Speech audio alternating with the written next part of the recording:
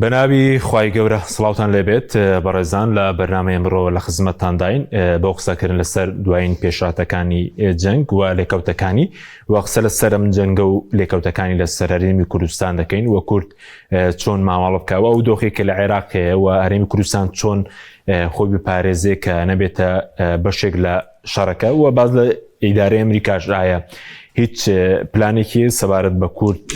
لێرە لە هەرێمی کوردستان لە پارچەکانی دیکە لە ڕۆژهەڵات هەروە قسە لەسەر جەنگیش دەکەین ئایا بەکوێ دەگا دوای مانگێک کە تاکو ئێستا جەنگ بەردەوام و گفتوگۆی فەرمی دەستی پێ نەکردووە قسە لەسەر کۆبوونەوەی وەزیرانی دەرەوەی پاکستان و سعودیە و میسر و تورکیاش دەکەین کە ئەمڕۆ لە پاکستان بەڕێوە چوو ئایا هیچ هەوڵێک هەیە بۆی کەوانیش ڕۆڵ ببینی یاخود میحوەرێکی نوێی سونی دروست ببێت ئەم پرسانە لەگەڵ هەرێک لە بەڕێزان دکتۆر دارا محەممەد ئەمین لە ستۆدیۆ هەروە لە هەولێرەوە مامۆستا مەسعود عەبدولخالق لە لەندەنی شۆ دکتۆر ئیبراهیم محەممەد لەگەڵمان دەبێت سوپاسی ئامادەبوونتان دەکەین کاکتۆر بەخێر بێن لە بەڕێستانەوە دەست پێ بکەین بەر لەوەی کە بچینە سەر ئێران و ئەمریکا سەبارەت بە هەرێمی کوردستان دەست پێ بکەین پێشاتی تازە هەبوو لە ڕۆژانی ڕابردوو بە ئامانجکردنی ماڵی پێچیوان بارزانی هەبوو هاتنی درۆن هەبوو هەندێک ناوچەکانی هەرێمی کوردستان چی تێدایە بڵێن سوپای پازانە ڕەتی کرد بۆ ئەوان بوون هیچ دەستێکی دیکە هەیە یاخود هەر گروپە چەکدارەکانی عێراقن و لێکەوتی لەسەر هەرێم چی دەبێت بەنای خۆبەخشندنەی مهرەبان سڵاو لە بەڕێستان و لە میوانە بەڕێزەکان و لە بینەرانی بەڕێز و خۆشەویست لە ڕاستیدا جەنگەکە پێناوە قۆناغێکی هەستیارتر و مەترسیدارتر کە ئەگەری هەیە ئەم قۆناغە هەستیار و مەترسیدارە بەرەو قۆناغێکی سەختتر و خراپتر بڕوە و ئەگەری ئەوەش هەیە ئەمە گورزە سەختەکانی پێشوەستانی جەنگەکە بن چونکە ئەگەر جەنگەکە بەرەو کۆتایی بڕوە هەر لایەکەوێت زۆرترین دەستکەوت بەردەستبێنێ زۆرترین ئامانج بەپێکێ بەڵام بەداخەوە ئێمەش لە ئەگری ئەو شەڕە بە دوور نەبووین بە حوکمی پەیوەندیەکانی ئێمە لەگەڵ ئێران و ئەمریکا بە حوکمی جیرانێتی و دراوسێتیمان لەگەڵ ئێران و بوونی هێزەکانی ئەمریکا لە عێراق ئێمەش بەڕاستی لەو ئاگرە بە دوور نەبووین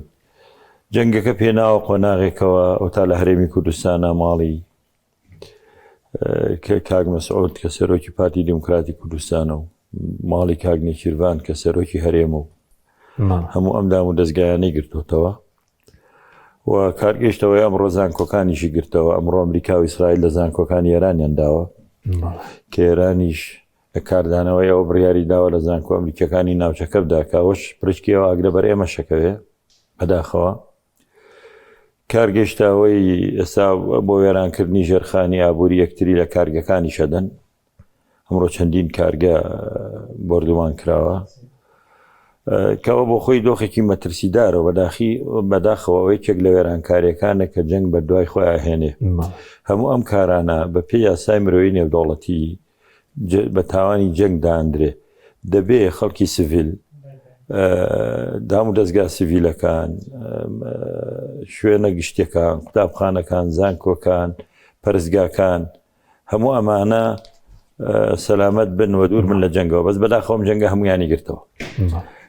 کارگەشتەوەی لە هەرێمی کوردستان وەکوتمان ئێمەشی گرتوتەوە باشە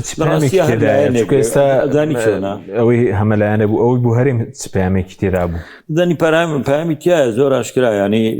لایەنێکێ دەوێ هەرێم تێوەگلێنێ لەم جەنگە هەرێم بکاتە بەشێک لەم جەنگە کە ئەمە بەخۆی کارەساتێکی مەترسیدارە هەرێم جگە لە بێلایەنی هیچ شتێک لە بەرژەوەندی نییە لە هەرێمە جگەلەوە ئێمە شەڕی ئێران و ئەمریکامان پێ ناکرێت هەم ئێران دۆستی هەرێم و لایەنەکانی هەرێم بووە ئێستاش و داهاتوو شارە و دراوسێ ئەمێنێتەوە هەم ئەمریکا دۆستی لایەنەکانی هەرێم بۆ پشگیری کردوون و هاوکار بۆ لە ڕوخانی ڕژێما و بنکەبارەگانەیە لەبەرەوە هەرێم لە بێلایەنی زیاتر هەر بارێکتر هەڵبژێرە لە بەرژەوەندی نییە بەڵام تێوەگلانی هەرێم مەترسیدارە هەوڵەکەی کێ سەرەتا بڵێن هەوڵی ئەمریکیەکانی شە بۆ هەرێمی کوردستان بەکار بێ ئیسرائیلەکان هەوڵی ئێرانەکان شێ ئەو لایەنانەی کە جەنگ دروست دەکەن حەزەکەن زۆرتری لایەنگریان هەبێ ئەمریکا بە هەموو هەوڵێکی خۆی دەیەوێت کۆمەڵگانی و دەوڵەتی بێنێتە ناو جەنگەکەەوە، ویسی ناتۆ بێنێتە ناو جەنگەکەەوە، ویسی کوردستان بێنێتە ناو جەنگەکەەوە. تەلەفۆنی ترامپ بۆ سەرکردەکانی کورد بۆ ئەوەیە بێنە ناو جەنگەکەەوە گومانی تیانە،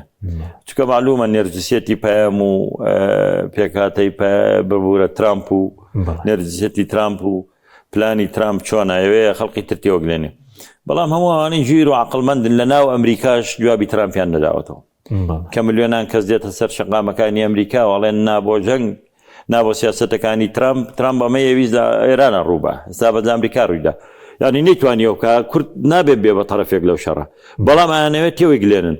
ڕاستە ئەم درۆنانەوە چ ئێران خۆی نەبێ ڕاستەوخۆ و نیگەرانیشی دەربڕی و ناڕزایشی دەربڕیوە. بەڵام هەموو گروپانەی کە لە ناو عێراقان گروپی چەکداری جۆرا و جۆرن، هەر لە شیعەکانە چەندین گروپیان هەیە، ئەوە نییە هەر حەشتی شعبی چەندین گروپی جۆرا و جۆری هەیە. ئێستا حەشتی سودنیش هەیە کاک، خەڵقی تریش هەیە. ینی بەڕاستیە بێ پێشەم شتێک هەرێم بزانێ مانە چێن، ئەنجا گرنگە دۆزینەوەی سەرچاوەکانیان چێن. دووەمیشیان من لەگەڵەوەم هەرێم هەڵوێستی هەبێ ئەوەندەی لە توانایەتی کە نابێ ڕێگە بدرێ هەرێم پەلکێش کرێ بۆ ئەو شەڕەوە پەلاماری هەرێم و بنکە بارگەکانی هەرێم بدرێ، ینی زانکۆکانی هەرێم خەڵقی هەرێم تاوانی چییە لەم جەنگایە کە هەیە. بۆیە بێ بەڕاستی بەرپرسان یەکێتی و پارتیش زۆر بە حەکیمانە مامەڵە بکەن و بێ بە دوای سەرچاوەکانیە بگەڕێنن. ئەوە ئێستاش خەریکن تەمان لەگەڵ حکوومەتی عراقی بۆی بزانن سنوورێک بۆ ئەوە دابنێن کە بزانن ئەم دەستانە کێ و ئەم شوێنانە لەکوێ دێک کە بەگشتی لە ناو عێراقەوە دێن، ئەوەی معلومە ئەنێ گروپانە لە ناو عێراقن جا هەر کەس بێ بۆی هەرێمیش بێنێتە ناو شەڕەکەەوە. بەڵێ ئەگەر مامۆستا مەسعود حازر بێت مامۆستا سوپاسیان بەدەبوون دەکەین لەگەڵمانی. بەڵێ سوپاسان دەکەم، دەستان خۆش. سوپاس دەکەین بەخێر بێی. دەمانوێت سەرنجی بەڕێژ بزانین لەسەر هەرێمی کوردستان. هەرێمی کوردستانش بڵێن پشکی ئەماگرەی بەردەکەوێ درۆن دێ بۆ ناوچەکانی هەرێم بۆ کونسوڵخانەی بڵێن ئەمریکا بۆ سەر بارگای هێزەکانی یاو پەیمانان لە سنووری سلێمانی بڵێن بۆ هەندێک ناوچە. هەرێمی کوردستان چۆن خۆی بپارێزێ لەم ئاگرە زیاتر نەبێتە قوربانی و پێشتریش شەیدکردنی چەند پێشمەرگەیە کە بوو کە دواتر وترا هەڵەیە. چۆن هەرێمی کوردستان خۆی بپارێزێ یاخود حیزبەکان حکوومەت دەسەڵات چۆن مامەڵە بکات؟ بەناوی خوای گەورە و میهرەبان دەستان خۆش بیدە بۆ ئەو بەرنامە. ئەبەوەندی تێگەیشتم لە سوالەکە چکە دەنگتان زۆر ڕوون نییە لە جێ من، بەڵام هەرێمی کوردستان سەرکردایەتی کورد هەم لە هەرێمی کوردستان هەم لە چوار پارچەی کوردستان لەو قۆناغەی دەبی زۆر وریابی، چکە زۆر جار لە تاریخدا شەڕێک بە کورد کراوە شەڕەکەی وی نەبووە، درەنگ تێگەیشتیە ئەو شەڕە سیناریۆ بۆ و دەست بۆ و دروستکرا حتا لە شەڕە ناوە خۆیەکان. ئەنی ئێستا شۆڕشی ئەیلولمان یعنی ئەو کاتی ئێمە و یانوا برین کورد و عەبدولکەریم قاسم کە تێک بەربووین درەنگ دەرکەوت کە دەستی چەند وڵاتێکی عەرەبی و تورکیا و ئێرانی ئەو کاتی هەندێک لایەنی تریش یعنی ئەو شەڕەیان دروست کرد. جاروێ معلوماتێک هەیە لە نێو دەوڵەت پێی دەورێن گوترێن معلومات تەضلیلیە، یعنی ئەو معلومات تەضلیلی هەست دەکەم زۆر کاریگەری هەیە لە سەرکردایەتی کورد. سەرکردایەتی کورد جاروێ ئاگای لێ نییە، تووشیم زۆرە معلومات لەبەر هەندێ دەبی زۆر وریابی ئیشەکی وان نەکات جارشکەمە ئەو ئەزمونەی عەبدولکەریم قاسم یان عەبدوڕەحمان عارف یان شەڕەکانی ناوە خۆی تووشی ئێمە ببتەوە. دەبێ ئاگامان لێبی لەو قۆناغەیدا ئەم باسی ترامپ دەکەم، باسی ئەمریکا ناکەم. یعنی لە سەردەمی ترامپ نەچینە ناو هیچ بەرنامەیەک لەبەرەوەی ترامپ خوتەی گۆڕینی ڕۆژهەڵاتی ناوەڕاستی نییە، یعنی دەوڵەت دروستبوون نییە. ئەمە هەندێک جێم لە هەندێک مسەقف دەبی باز لە هەندێک سیناریۆی وەهمی دەکەن وەکو برەی کوێستانێکی خۆش بە کورد خەڵکی کورد پیشاندن، ڕاستی ئەوانە ڕاست نین. یان هەندێک خەریتە هەیە بڵاو بیتەوە ئەو خەریتانە ئەوە خەریتەی برنارد لویس و برێ جنسچی و ئەوانەنە ئەوە گەڵاڵەنە نەک پرۆژەی هیچ دەوڵەتێک. گەڵاڵەکی موەسسەسەچیە کە دەرە ڕۆژهەڵاتی ناوەڕاست پێمان باشە وا دابەش بکرێت. یعنی ئەگەتەن لێبی ئەوانە زۆر ئەسلی نییە، ئەوەی هەیە ئێمە دەبی لەسەر ئەساسی پرۆژە و ئەوانەی کە لە خودی ترامپ مەسەڵەن پرۆژەکەی ترامپ زۆر جوان تەمەشا دەکەین، نەک دابەشی ڕزارشکەیان داڕشتنەوەی ڕۆژهەڵاتی ناوەڕاستنەوەی هەتێدا نیە بەڵکو تاکیدە لەسەر سایکیس پیکۆ تاکیدە لەسەر سنوور و تاکیدە لەسەر مرکزیەتی دەوڵەتەکان لەبەر هەندێش ئەگەر زۆر ورد بین زۆر ورد لە سەدەی 20 تەنها لە سەردەمی ترامپ گورزی زۆر گەورە بە کورد کەوتێت لە هەر چار پارچەی کوردستان لەبەر هەندێک دەبی زۆرمان ئاگا لێبی سەرکردایەتی کورد لەو قۆناغەیدا زۆری حکمت دەوێت زۆر زانینی دەوێت زۆر دەستی گەورە هەیە دەیەوێ بینی کورد و عێراق تێکدا بینی کورد و ئەمریکا تێکدا بینی کورد و ئێران تێک بدا یعنی دەستی جودا جودا هەیە هەست دەکەن سەرکردایەتیمە زەعیفە بە هەموو کەسەبایەک لار دەبتەوە ئەوەی ئیمامی عەلی گوتی بکولی ڕیاحین یعنی ئەوە زۆرمان ئاگا لێبی زۆر لە ئیش لە ساز زەعیفی سەرکردایەتی ئێمە دەکەن لە بێمەعلوماتی سەرکردایەتی ئێمە دەکەن کە شەڕ لە بۆ خۆی مخابرات دەوری چە مخابراتی هەر وڵاتێک ئیشەوەیە ئەوانەی ئەو کارانەی لە چوارچەوەی دەستور و قانونەکانی دەوری نایەتە دی مخابرات ئەو ئیشەی دەکا کە لە مەسلحەتی ئەمنی قەومی خۆیتی و بەدەر لە دەستور و لە بەڵێنەکانی دەوڵەت لە بۆ نەتەوەیە گرتووەکان و پرسە نێو دەوڵەتیەکان ئەوەی ئەوە ئیشی وانە کەواتە دەبی ئێمە زۆر ورد بین ئەوە وەڵامی پرسیارەکەی جەنابتە باشە بەس مامۆستا باس ئەوەت کرد لە سەردەمی ترامپ کورد دەبێ زۆر ئاگادار بێ گورزی زۆری بەرکەوتووە مەبەست لەو گورزانە چییە کام گورزی بەرکەوتووە وڵا هەر خۆی لە سەدەی 21 بەڕاستی کورد زۆر هەڵسا بخۆت زانی گەیشتە ئاستی ئەوەی ڕئیس جەمهورمان هەبی لە پێیانی لە سەدەی 20 لە پەیوەندیە مرۆڤایەتی کەس لاواز بووین بەڵام لە سەدەی 21 ئەمە لە پەیوەندی مرۆڤایەتی چوینە پەیوەندی سیاسی لە پەیوەندی سیاسی چوینە دیبلۆماسی دوایە گەیشتینە ئاستی قانونی دوای ئاخری تەعاملی عسکەریشمان لەگە کرا لە جیهان کەواتە هەرێمی کوردستان و تێکڕای کورد زۆر بەرز بووە بەڵام ئەو گورزانەی پێکەوت چ لە سووریا چ لە عێراق چ لە شوێنەکانی تر زۆربەی لە سەردەمی ترامپ ئاگاتان لێبی ترامپ ڕاستی یعنی سەرکردایەتی کورد نابی بە هیچ جۆرێ خۆی تووشی پرۆژەی ترامپ کە ئەمنەوە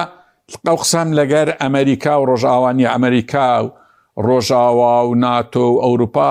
چاکیان لەسەرەمە هەیە ئەو 30 ساڵەی ئەوەندی ئەوان لە بۆ کوردی عێراقیان کردیە بەڕاستی لە بۆ حتا لە بۆ ئیسرائیلیان نەکرد لە بۆ هیچ وڵاتەچین ئەوە جودایە ئەوە قسەکە لە جێ خۆی بەڵام پرۆژەی ترامپ ڕاستی سەرکردایەتی کورد بە ئەستەم مەرحەباشی بکە زەرەریتی ڕاستە ئێستا ئەم بەڕێی من ئەو کەمە یارمەتی کە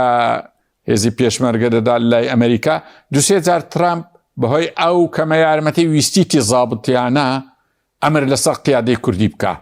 بەڵام هۆکاری تر هەبووە ڕێی لێگرتێ دەنا ئەمری لەسەدا کردو دەگوامە پارەمان دایتەوە یعنی حەقوێ سەرکردایەتی کورد ئەوەندە پارێشی پێویست نییە بەسڵەن ئەوەندە وەرنەگری ئەمن دووبارەی دەکەمەوە ئەوە ئەمن لەگەر خودی ترامپ و پرۆژەکە و ئیدارەی ترامپ و ئەو مەجلیسەی دروستی کردێ لە ڕۆژهەڵاتی ناوەڕاست بەناوی مەجلیسی سلم ئەمە لەگەر ئەوانەمان نەک لەگەر ئەمریکا و ڕۆژئاوا و ئەوروپا بم باشە بەس بە کورتی گورزەکە چییە مەبەست لەو مامەڵەی لەگەڵ ڕۆژاوای کوردستان کرا مەسەلەی بەهێزبوونەوەی مەرکەزیەت لە ڕۆژهەڵاتی ناوەڕاست بە کورتی بێ دواییش دێمە خزمەت مامۆستا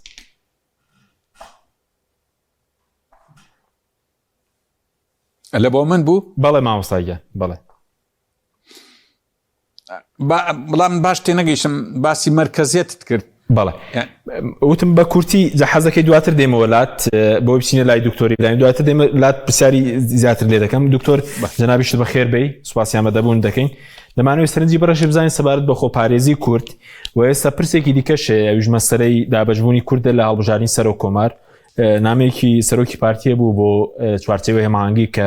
داوای کردبوو پەلە نەکەن لە هەڵبژاردننی سەرۆک کۆمار لەبەرەوەی کە سەرۆک کاندەکەی گلا نەکراوەتەوە ئەوی چوارچێوەی هەماهەنگیش کورد چۆن مامەڵە بکە لەم بارودۆخە و پرسی هەڵبژاردننی سەرۆک کۆمار و سەرۆک وەزیران پێکێنانی حکوومەت چۆن مامەڵە بکە بەنای خۆی بەخشندە میهرەبان زۆر سپاس بۆ بەڕێستان و هەرا بۆ میوانە بەڕێزەکان مامۆستا مەسعود بڵخانق دکتۆر دارا و بینەرانی بەڕێزی کەناڵی ئاسمانی پێیانش ئەلبەتە بابەتی خۆپارێزی کورد لەم جەنگەدا بەڕاستی تاکو ئێستا هەنگاوەکانی ئیجابی بوون هەنگاوەکانی بابوون بە شێوازێکی عاقڵمەندانە بووە ئەوە هەروواش بمێنێتەوە باشە پێم وایە چونکە ئەمەنە شەڕی کوردە وانە لە پێناوی کوردیشدایە بۆیە کورد هەتاوەکو خۆی بپارێزی لەم جەنگە کەم نییە بۆیە ئەگەر بێت و سەیری بارودۆخی ناوچە وڵاتی ناوەڕاستکردنەوە دەوڵەتانەی یا ئەو ناوچانەی کە بەرهێرشی ئێران کەوتون بەڕاستی هەم لە کورد بەهێزترن و هەم پێگەینی و دەوڵەتیان هەیە و هەم هاوپەیمانی ڕسمی وڵاتی گوتوەکانی ئەمریکان و هەم لە ڕووی ئابووری و سیاسی و هەروە لە ڕووی استراتیژیشەوە خاڵەکانیان و ئەو شتانی کە وا دەکەن ئەوان بەهێزتر بن بەڕاستی بەهێزترن لە ئێمە سەیری سعودیە بکە سەیری ئیمارات کە سەیری قەتار کە سەیری کۆیت و کۆی ئەو دەوڵەتانە بکە هەم لە ڕووی توانای سەربازیەوە لە ڕووی توانای ئابووریەوە لە ڕووی توانای سیاسیەوە لە کورد بەهێزترن بۆیە کاتێک دەکەونە بەرهێرش بەس لایەنی بەرگریان هەیە پارێزگاریەکەنکەوە ئەو ساڕوخانی ئەو موشەکانی ئەو دوورانانی کە لە ئێرانەوە دێ هەوڵدەن زۆرترینیان پوچەڵکەنەوە لە ئاسمانان نەک و هێرش بکەنە سەر ئێران یا پەرچەکەدانان بێ بۆی کەوا بڕۆنە ناو جەنگەکەەوە هەتاکو ئێساش ئەمەیان کردو ئەگەر بێت و ئەمە بۆ عەرەبەکان بۆ دەوڵەتانی عەرەبی هەنگاوێکی دروست و تەواو بێ بۆ کورد بەڕاستی هەنگاوێکی دروست و تەواو کە خۆی لەم جەنگە بە دوور بگرێت و بە کۆمەڵێک شیعاری عاتفی سۆزداری نەکەوتە ئەم بابەتەوە بەدەر لەمانیش سەرگی و دەوڵەتانی ئەوروپا کە دەوڵەتانی ئەوروپاش هەتاوەکو ئێستا لە سنگری بەرگریدا نەک لە سنگری هێرشکردنا سەر ڕایبوونی فشاری زۆری وڵاتی گرتوەکانی ئەمریکا لەسەری کابێتە هەم لەسەر ئاسی دەوڵەتە بەهێزەکانی جیهان و هەم لەسەر ئاسی دەوڵەتانی ناوخۆی خۆڕڵاتی ناوەڕاستیش هەمویان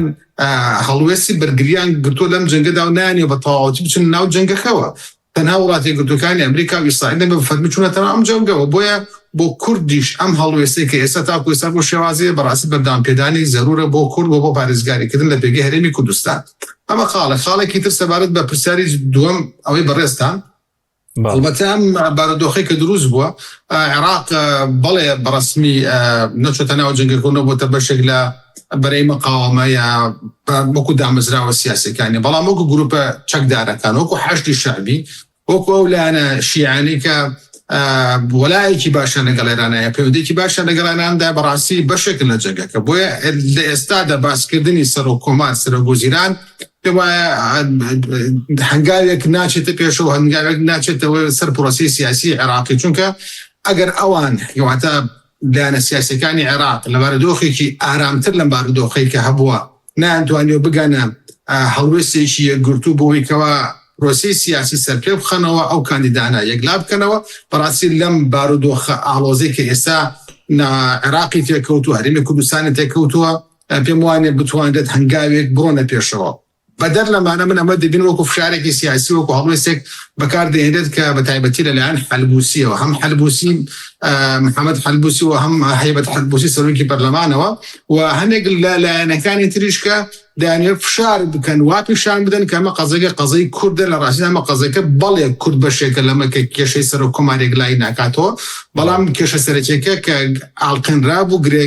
گرێکێورەکە لە لای شیعەکان بوو لە لای ئیتاڵی تەنسیقی بوو کاتێکە نەیانتوانی یان بە واتایەکی تر بڵێن ترامپ ڤیتۆی هەبوو لەسەر مالیکی درخستەوە لە پرۆسەکە نەیانتوانی ئەم کێشەی چارەسەرکەن و بگەێنە کەناری ئارام بۆیە ئێستا کە ئەم بارودۆخە هاتووتە پێشەوە پێم وایە لە تەوسیقێکی ئەلامی سیاسی زیاتر بۆ لاوە هیچ نیە چونکە ئەگەر بێت و قەرار بێت سەرۆکۆمار هەڵبژێرە پێویستی بە دوو لە سەرسیەی ئەندامانی پەرلەمان هەیە پەرلەمانی عێراقی لە 329 ئەندام تێک دوو لە سەرسیەی دەکاتە 220 ئەندام 220 ئەندام کۆبوونەوە لەم بارودۆخە بووی کا بڕیارێکی سیاسی بڕیارێکی وەکو ئەوەی کە هەڵبژاردن بکرێت بۆ سەرۆکۆمار و دیاریکردنی کاندیدی سەرۆکوەزیران کە کاتێک کانی دەکرێت دیاری لەلایەن چوارچێوە هەمانگیوە زۆر قورسە بۆیە پێم وایە سوسی معەڵڵ واتە یەک لە سەرچەی پەخەر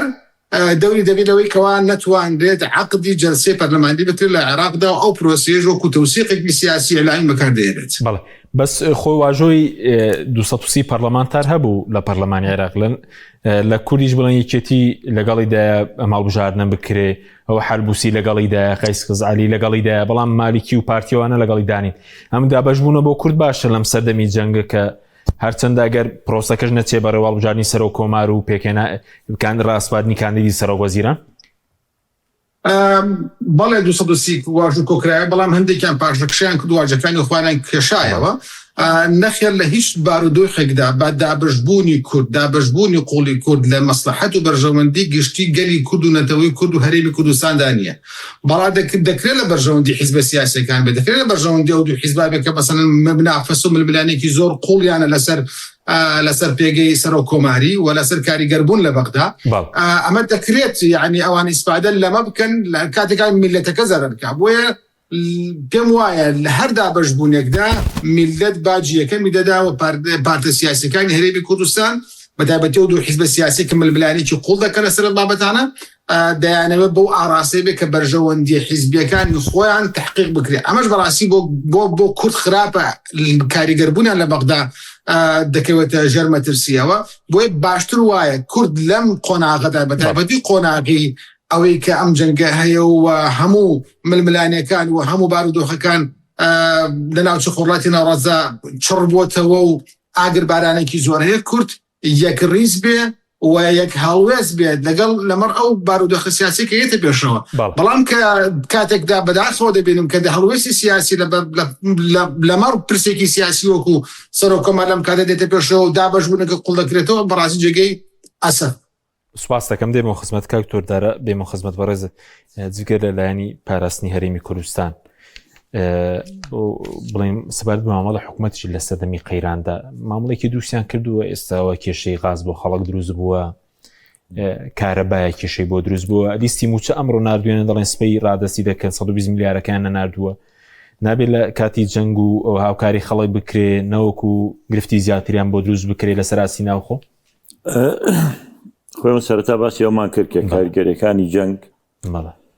کاریگەری زۆر خراپی هەیە لەسەر ژیانی خەڵک و ژیانی تاکەکانی دەگرێتەوە.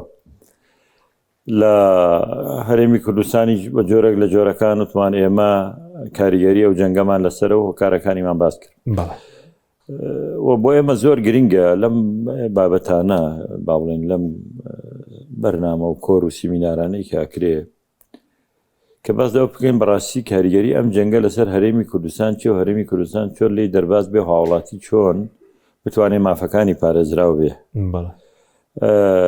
لە کاتێکە معلومە ینی لە ئێمە گرنگ وڵاتی خۆمانە هەروکو چۆن لە ئەمریکەکانی شوایە وەزیری دەرەوەی وەزیری جەنگی ئەمریکا لیان پرسی لەسەر کێشەی ڕۆژاوە کە کوردەکان پێکاتەیەکی گرنگی سووریان و زیاد لە سەدا 30 خاکی تورکیا سووریاشانە بەردەستا بۆ هاوپەیمانی ئەمریکاش بوون بە حساب کە لەیان پرسی بۆ ڕێتاندا ئەحمەد شەرابێتەوە وتی ئێمە لە بینی دوو چۆیسا بوون دوو اختیارا بووینەوە بۆ ئەویشەوە بوو دوو بژاردا یان ڕێگە بدەین سووریا پارچە پارچە ببێ یان مامەڵە لەگەڵ ئەحمەد شەراب بکەین یەک پارچەی وڵاتەکە بپارێزێ و لە هەندێک مشکلەی تر کە بۆمان دروستە بوو تورکیا و ئێران و عێراق وەمانە هاتنە سەرخەت واتە بەس بۆ ئەوەی نەبەڵکو سووریا باش ببێ و کوردەکانیش ببنە خاوەنی شتێک لە ڕۆژاوە بڕیاری دووەممان هەڵبژات گرنگ بۆ ئەمریکا وا باش بوو بەرژەوەندی ئەمریکا وا باش بوو کە سووریا مەرکەزی وەک پارچە بێ کردیشان ئیتر کوردکرایە بە قوربانی نەقوربانی کێشان نییە هەر کەس بیر لە خۆی کاتەوە ئەوروپیەکان کە بەشداری ناکەن بیر لە بەرژەوەندەکانی خۆیانەکەنەوە بیر لە هەندێک هەڵوێستی ئەمریکاکەنەوە بەرامبەریان ئەیانەوێ بیر لەوە بکەنەوە ئێمەش لە کوردستانە بەڕاستیە بێ بیر لە بەرژەوەندی خۆمان بکەینەوە پێشەوەی کە هەندێک بەناو کاڵفا هەندێک کاڵفام و بەناو ڕۆشنبیر جارە بیر لە بەرژەوەندەکانی ئیسرائیلەکەنەوە یا ئەمریکا یا ئێرانیا هەبوو دەی و دەیەکەم ڕۆژ دەیگووە باشارەی کوردستان کاتیوێ خۆیەک لا بکاتەوە بچێتە جەنگەکە پشگیری زۆر لە بابەتەمانە بوو لێرەوە هەمان ئاڵای ئیسرائیلی بەرز کردوێتەوە یان ئاڵای ئەمریکا بەرزەکاتەوە هیچ یەکێک لەوانە ئێمە بەرژەوەندی هەرێمی کوردستان لە پێش بەرژەوەندی ئێران و ئەمریکا و هەموو شتێکەوە گومانیتیانی ئیسرائیلەوە ئێمە وڵاتی خۆمان بۆ ئێمە هەموو هەنگاوەکانمان بۆەوەیە ئەمەی کە ئەڵێن هەرێمی کوردستان تا ئێستا بێلایەنی پاراستووە بیپارێزێ واگە لە شتێک شاوەکو پێویست بێلایەن نەبووە ئیشی لەسەر کا فعلەن بێلایەن بێ و بتوانێت خەڵک لە ئاگری ئەم شەڕە دوورخاتەوە کاریگەری لەسەر ئێمە هەیە کارە بامانوەکو پێویست نییە سوتەمەنی نییە خوێندنگاکانمان داخراوە هەتا ئێستاش ناتوانین زانکۆکان بکەینەوە یعنی و بارودۆخی موچەش خۆ دەزانی چۆنە موچە ئێمە ئێستا لە بەغداوە دێ بەغداش خۆی موچەکەی خۆی بە زەحمەت بۆ تەرتیبەکرێت چ جایەوەی بۆ ئێرەش بنێرێ لێرەش لە هەرێمی کوردستان هەتا ئێستا بەڵێ تا ئێستا قایمەی مانگی سێنە نێردراوە بەحساب دەڵێن سبەی تەسلیم بەحساب سبەی کە دەبوو زۆر زووتر بنێردرێ و ماچینە مانگی چوارەوە دواتر داوای 120 میلیارەکەکەن بەغا نەرمێکی نیشان داوە کە 120 میلیارەکەش نەبێ گریمان واوتی 90 میلیار 80 میلیار بەزیستاوی مزانوێکێتی و پارتیڵێنەوەشمان پێ نییە ئەوە ئەوەی چێک لە کێشەکانە کە ڕوبەڕوە بێتەوە بۆیە جگەلەوەی کە لەم بارودۆخایە بوو یەکێتی و پارتی شەڕی سەرۆک کۆمار نەکەن زوو خۆیان یەکلاکەنەوە شەڕی سەرۆک کۆمار نەکەن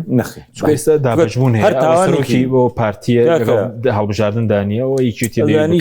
ئەوە تاوانێکی گەورەی بەرامبەر بە هەرێمی کوردستان و خەڵک یەکێتی پارتیەکە کە خۆیان یەکلاکەنەوە لێگلان ناکەنەوە لەسەر پۆستی سەرۆک کۆمار دەرەنجامی ئەو ناکۆچیە بێمەعنایی لە نێوان یەکێتی و پارتی هەیە لە پێناوی پاراستنی هەندێک بەرژەوەندی و یان هەندێک بەرژەوەندی مادی ئەمانەویە سیاسی لەو بابەتە ئەم پرسانێشتۆتەوە چونکە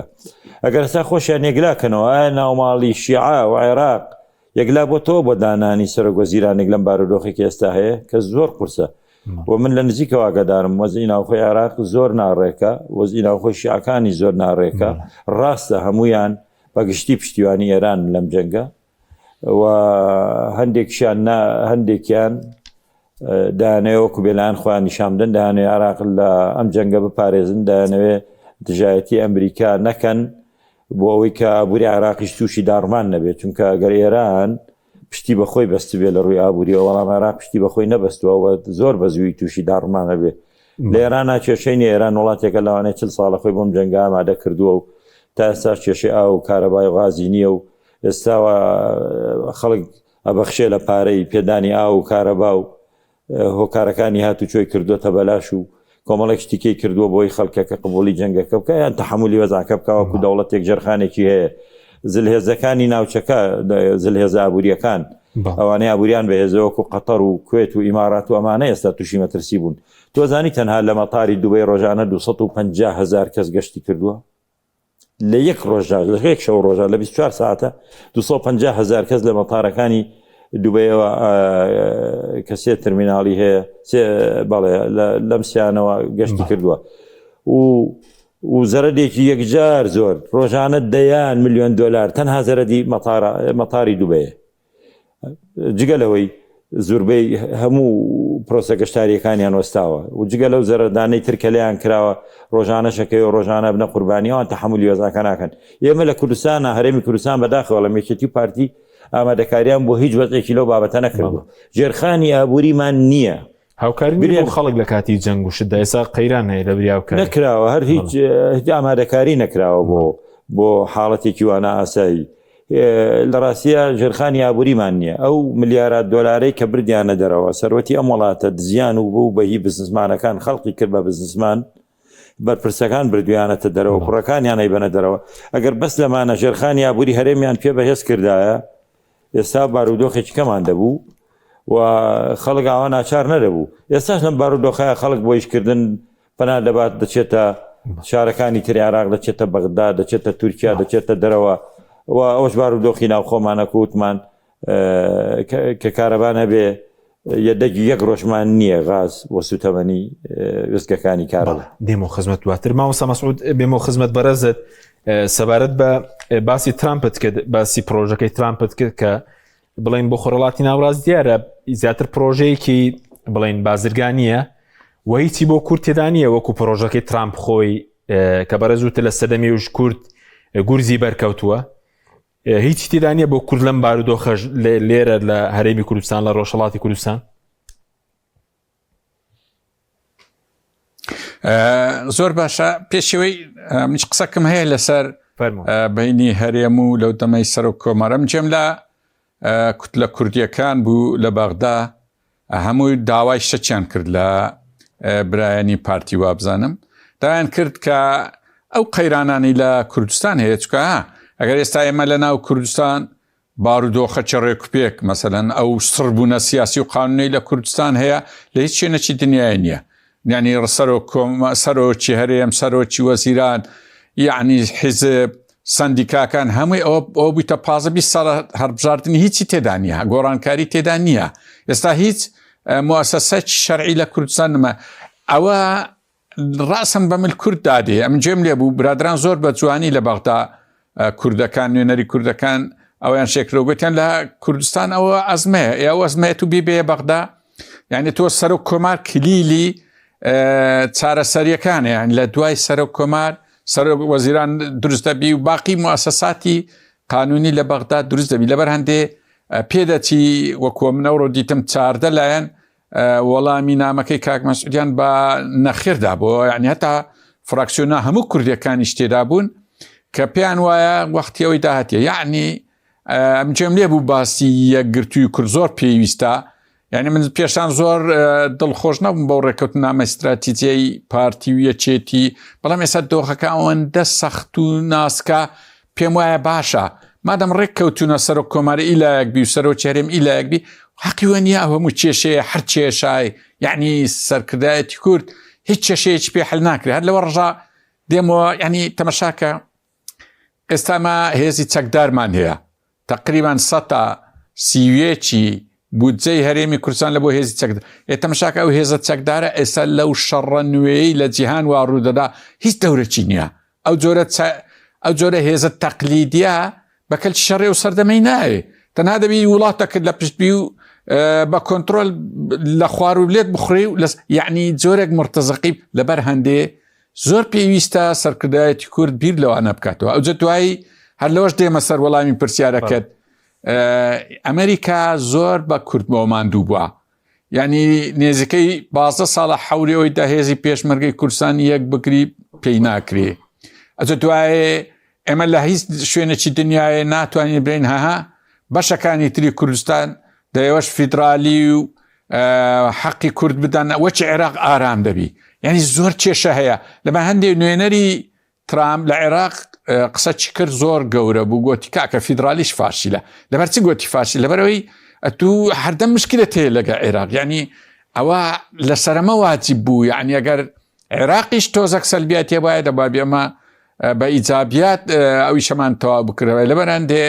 ڕاستی ئەگەر تەمەشا بکەین ترامپ هیچ تێبینیەکی نەبوو لەسەر کوردستانی سووریا ئەو جەوایان بەسەر هات بەڵام تێبینیەکی یەکجار زۆری لەسەر سەرکردایەتی ئێمە هەیە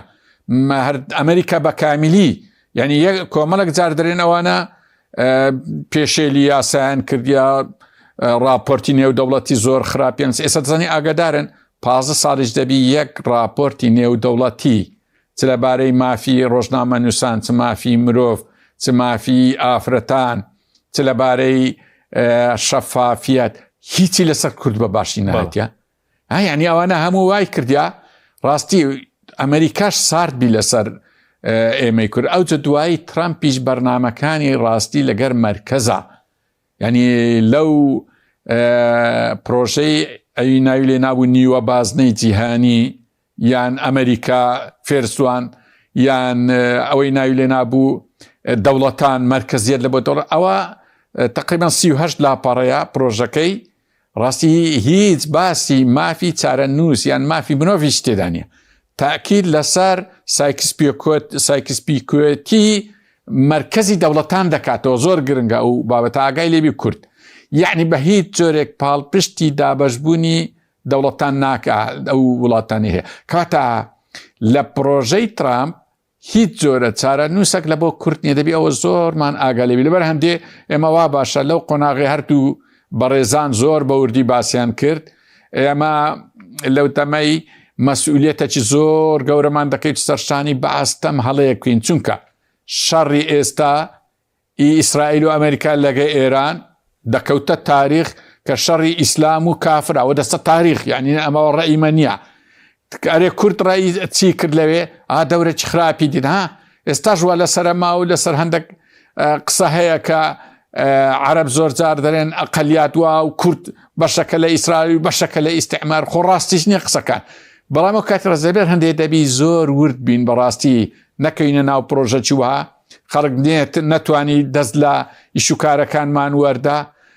درۆنەك لەو لای دێ کەس نازانی هیچەیە بدەبیت تحقیق لێ بکرێت چکە ڕاستی ئاڵۆز بووە ئیسرائیل ژەوی شەی دەکا ئەمریکا ژەوی شەی دەکا ئێرانیش ئەوی شەی دەکا و هەندێک جەماعەتی سەر بە ئێران جەماعەتی سەر بە تورکیا جەماعەتی سەر بە ئیسرائیل جەماعەتی سەر بە ئەمریکا هەمووی ئەوی شەی دەکەن و کوردیش لاوااسترین شوێنە لە بۆ هەواڵگری و لە بۆ ئەوەی کە تحدید یعنی بزانی کاوە چیا بە ئاسانی هەردەخەرەتێ هەمووی ڕووی لەوەیە کەس نازانی چێ لەبەر دەبی ورد بین لەو بابەتەژەوە تەفاسیلی هەیە ئەو بابەتە. بەڵێ دواتر دێمەوە خزمەتت مامۆستا کاک دکتۆر ئیبراهیمەوە خزمەت بەڕێز سەبارەت بە پرۆژەی ترامپ هەر بۆ کۆی جیهان بڵێن یاخود بۆ کوردیش بڵێن هیچی تێرانیە بەتایبەت بۆ کورد و لە سەردەمیە ترامپ باز دەکرێت کە سیستەمێکی نوێ بۆ جیهان بێتە ئارای ئەو سیستەمە چی لە خۆ دەگرێتە ناوەیە کە بەهێزەکان هەبن چۆنە پرۆژەکە؟ خۆی حەزەکەم دەستخۆشیمەوە مەسعود خاڵقەیە سەبارەت بە ئەوەی ترامپ کە باسی کرد بەس من ئەگەر بە شێوازێکی تر بڵێم قسەی لەسەر کەمەویش ئەوەیە لە سیستمی جیهانیدا یان علاقاتی وڵاتی گرتوەکانی ئەمریکا استراتیجی سیاسەتی لە بۆ دەوڵەتانی تر لە ڕابردوو لەسەر ئەساسێکی لیبرالیزم بوو. لە لیبرالیزمدا کۆمەڵێک چەمک هەیە دەستەواژەیە کە کاری لەسەر دەکات وڵاتی گرتوەکان یا کاری لەسەر کردووە هەرچەندە سەرکەوتونە بۆ لە هەندێک کەیسا سەرکەوتوو بۆ لە هەندێک کەیسی ترە لەوانە دیموکراتیزەکردن بە دیموکراتیزەکردن مافی مرۆڤ یان چەسپاندنی دادیگەری یان ئازادی یان مافی نەتەوە یان مافی کەمینەکان ئەمانە کە لە لیبرالیزم یان نیو لیبرالیزمدا کە کاسان ئیشانە سەر دەکریا لە پۆست لیبرالیزمدا کاری لەسەر دەکرا. بەڵام بەدەرەوەی کە باسی ئەوانە نەکەینەوە تەقییمێکی کولی نەکەین چونکەم پێم وایە کەیسی فاشیل زۆر زۆرن بۆ دیاریترینیان کەیسی عێراق بوو کە ویتیان ئەیکەین بە دیموکراتیزەکردن کە ئێستا وەزعەکە دەبینین هیچ پێناسە و تعریفێکی ناوێن. ترامپ جیاوازتر لە لیبرالیزم ئەو ئاراسەیەکی تری گرتووە کە ئاراسەی ڕیالیزمە. لە ڕیالیزمدا حەزەکەم بزانرێت ئەوژ ئەوەیە ترامپ پێم وایە ئەم ڕێگەی گرتووە لە ڕیالیزمدا ئەوژ ئەوەیە کە باوەڕی بە دەوڵەت هەیە واتە ئەو چوارچێوە دەوڵەتیانی کە دروست بوون بۆ جوگرافیا سیاسی کە هەیە. خاڵی دووەم باوەڕی بەهێز هەیە کە اعتیماد لەسەر هێزی ڕق دەکا واتە بەکارهێنانی ئەو چەکوجبەخانەی کە ئێستا دەیبینی لەسەر ئاسی جیهانی وەتە لەسەر ئێران جێبەجێ دەکرێت و ئەوەی کە لە ڤەنزوێلا کردی و ئەوانە تریشی کە بەدۆ دەخۆی بە ئەو خواتنی کە باسی دەکات لە کوبا و هەروەها شتێکی تریش کە لە ڕیالیزمدا بوونی نییە و ترامپ خاڵیە لێ برێتە لە چەمکە بەهادارەکان کە پێشتر وڵاتی گرتوەکانی ئەمریکا و غەربیشە لەسەر دەکرد لەوانە وەکوتمە دیموکراتیزەکردن مافی مرۆڤ ئازادی و خاڵێکی تریژەوەش ئەوەیە کە لە ڕیالیزمدا زۆر باوەڕیان بە ئەم یەکە پاڕەیە جیهانیانە نییە نەتەوە یەکگرتوەکان و جەمعی عامە و ئیتحادی ئەوروپی و کۆمەڵی عەرەب و نازانم کۆمەڵی دەوڵەتانی کەندا و چی ئەمانش حسابێکی بۆ ناکرێت. بۆیە لەم قۆناغە نوێی ترامپدا کە زۆربەی هەرە زۆری شارەزایانی بواری علاقاتی نێودەوڵەتی دەڵێن جیهان گۆڕاوە واتە سیستمی جیهانی گۆڕاوە بۆ گۆڕاچوو کە ئەو بنەمایانی کە ئیشی لەسەر دەکرێت کۆمەڵە بنەمایەکن کە پێش جیاوازتر لەوانی پێشووتر و هەروەها تەوازونی هێز واتە هێز پێدان بەلایەنە کاراکتەری نێودەوڵەتەکان ئەوانش گۆڕانکاری بەسەر داهاتوە و هاوکێشەی نێوخۆی وڵاتی گرتوەکانی ئەمریکا وای کردو ڕنگدانەوەی هەبێ بەسەر هاوکێشەی ئیقلیمیە و هاوکێشەی نێودەوڵەتیدا سەیری دەوڵەتانی ئەوروپا بکە چۆن هاوکێشەکان گۆڕانکاری بەسەردادەوە سەیری ناوچە خۆڕڵاتی ناوەڵات کە چۆن تەوازونی هێز و هاوکێشەکان گۆڕانکاری بەسەرداهاتووە. بۆیە لەم سیستەمە تازەی جیهان کە ئێمە پێم وایە لەدەستپێک و سەرەتاکەی داین کۆمەڵی هێزی تر کۆمەڵی هاوپەیمانێتر دێنەبوونەوە کە بەدەر لە ئەو شێوازە ئەوەی ڕابردووی کە وڵاتی گرتوەکانی ئەمریکا لەگەڵ هاوپەیمانەکانی ئیدارەی وەکو خۆیان دەڵێن شارستانەکان دەکرد کە بەناوی شارستانی ڕۆژ ئاوایە بەرامبەر بە ئەو شارستانەکانی کە وەکو چۆن هەنتینگتۆن لە سەدامی حەزاراتە باسی دەکرد لە کتێبەکەی خۆیدا. بۆیم پێم وایە ئێستا جیهان لە بەردەم سەرەتای قۆناغێکی نوێدایە سیستمی جیهانی لە سەرەتای قۆناغێکی نوێدایە و ئەم جەنگەی کە ئێستا لە ناوچەی خۆرڵاتی ناوەڕاستدا هاتووە دوای جەنگی ئۆکراینیا سەرەتایەک دروستەکەن بۆ سەر لە نوێ داڕشتنەوەی هێز مانادانەوە بە دەوڵەتە زل هێزەکان هاتنە ئارای کۆمەڵی هاوکێشەی سیاسی کە تێیدا دەوڵەتان کە وجودێکی کولیان هەیە لە چوارچێوەی ئەو جوگرافە سیاسەکە هەیە دەچەسپێنێت وەنەتەوەکانی تر و هێزە نادەوڵەتیەکان زەرمەندیەکەمن. بۆیە ترامپ بەو شێوازێک کە هاتوو لە ناوچەی خۆرڵەتی ناوەڕاستدا ئەو نەتەوانی کە تێیدا هەن هەمویان خاوەنی دەوڵەتن. سەیری عەرەب بکە خاوەن بسود و دەوڵەتە. سەیری فارس بکەن لەگەڵ ئەوەشە کە ئێستا لەژێر موشک بارانکردنی وڵاتی یەکگرتووەکانی ئەمریکا و ئیسرائیل خاوەنی دەوڵەتن، تورک خاوەنی دەوڵەتە. نەتەوەیەکی دابەش بوو بەسەر چوار دەوڵەتدا ئەمێنێتەوە کە هیچ کاتێک لەناو استراتیجی وڵاتی یەکگرتووەکانی ئەمریکا لەناو مەشروعەکانی ئیسرائیلدا لە شەمعۆن پەرێز و هەتاکو ناتانیاهۆ هیچ پێگەیەک بۆ کورد دانەنراوە وەکو کاراکتەرێکی نادەوڵەتی. بەڵێ پەیوەندی وڵاتی یەکگرتووەکانی ئەمریکا هەیە لەگەڵ هەرێمی کوردستاندا، بەڵام ئەم پەیوەندی بای ئەوە نییە کە ئێمە لەناو استراتیجێتی وڵاتی یەکگرتووەکانی ئەمریکا پێگەیەکی بەهێزمان هەبێت لە عەرەبەکان، پێگەیەکی بەهێزمان هەبێت لە تورکەکان. بەواتایەکی تر ئەگەر بێت وڵاتی یەکگرتووەکانی ئەمریکا بەرژەوەندیەکانی خۆی لە نێوان کورد و تورکدا ببینێتەوە، تورک هەڵدەبژێرێت، چونکە بەهێزترە و دەوڵەتێکی بە ناوی تورکیاوە. ئەگەر لە نێوان کورد و عەرەبدا بەراوردێ بکات و بێتە سەرەوەی کامیان هەڵبژێرێت، عەرەبەکان هەڵبژێرێت، چونکە عەرەبەکان خۆی واتانی سعودیە 2 تریلیۆنی پێداوە و قەتەر 2 تریلیۆنی پێداوە، ئیمارات 2 تریلیۆنی پێداوە. ئەی کورد چی دەبێت پارە بدا بە کورد؟ ئەم کابرایش عقلیەت و خوێندنەوەی بۆ واقعەکان لە ڕوانگەیەکی ئابووری سرفەوەیە. کاتێک کە دێت سەری کورد دەکات دەبێت خزمەتیان بکە. من پێم وایە پێگەمان لاواستر دەرەکەوێت وە قازانجی ئێمە نییە. وم پێم وایە بارودۆخێک کە ترامپ ئەیسەپێنە بەسەر ناوچە خۆڕڵاتی ناوەڕاستدا تۆخکردنەوەی ئەو چوارچێوەیە کە وەک مامۆستا مەسعود خالق وتی کە لە سەرکەسبیکۆ داڕێژراوە. بەڵێ سوپاس دەکەم کاوی تۆ دارە بێمە خزمەت بەڕێزت. سەبارەت مینیستەر جەنگ بڵین سەبارەت بە ئێران و ئەمریکا 30 ڕۆژە جەنگەکە بەردەوامە، بڵێن ئەمریکا فڕۆکەی جەنگی تێدا بەکارهێناوە، کەشتی جەنگی، ئێستا بەس هێرشی زەمینی و چەکی ئەتۆمی ماوە بۆ یەکلاکردنەوە. ئێرانیش موشک و درۆن و ئێستا حوسەکان هاتووتە ناوە، گەروی هورموز هەیە، بازاری وزەی گیانی هەیە، وڵاتانی کەنداوەیە، کاتی وڵاتانی کەنداو. یەکلا دەبێتەوە جەنگەکە؟ خۆی لە ڕاستیام جەنگە و هەموو جەنگێکی تریش توانین بڵێن سێ ئەگەری هەیە. باشە، یەکێک لە گەرەکانەوەی درێژە بکێشە و بەردەوام بێ کە ئەمەیان من بە دووریە بینم بەڵە درێژە بکێشێ، چونکە لە درێژە کێشانیان نە ئەمریکا سوودمەندە و شارێکی گەورە لەسەر ترامپ هەیە و ئەگەر درێژەش بکێشێ ئێرانیش لەوە چێ هەر بەرگێ شەڕێکی درێژخایان نەگرێ، چونکە بەڕاستی فشارێکی گەورەش لەسەر ئێران و تا ساوای لاتوە هەموو بنکەکانی پۆلیسیش لە ناو هەموو شار و شارۆچکەکانە لێدرێ، زانکۆکان لێدرێ.